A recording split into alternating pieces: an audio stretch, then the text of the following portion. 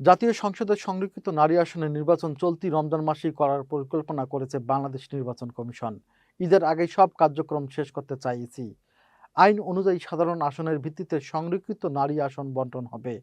এই হিসাবে বাংলাদেশ জাতীয়তাবাদী দল বিএনপি পেতে পারে ৩৫টি আসন, বাংলাদেশ জামাতি ইসলামী ১১টি এবং জাতীয় নাগরিক পার্টি এনসিপি পেতে পারে একটি আসন। নির্বাচন কমিশনার জানান, গেজেট প্রকাশের ৯০ দিনের মধ্যেই এই নির্বাচন আয়োজন সাংবিধানিক বাধ্যবাধকতা।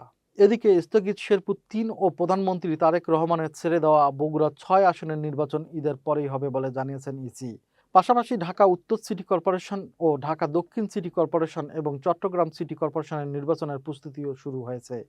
বর্তমানে স্থানীয় সরকার প্রতিষ্ঠানগুলোর বেশিরভাগই প্রশাসনের মাধ্যমে পরিচালিত হলেও আদালতের আদেশে চট্টগ্রামের মেয়র হিসেবে দায়িত্ব পালন করছেন সাদত হোসেন। এর কারণেই নির্বাচনী ব্যস্ততায় নতুন করে সরগরম হয়ে উঠেছে দেশের রাজনৈতিক অঙ্গন।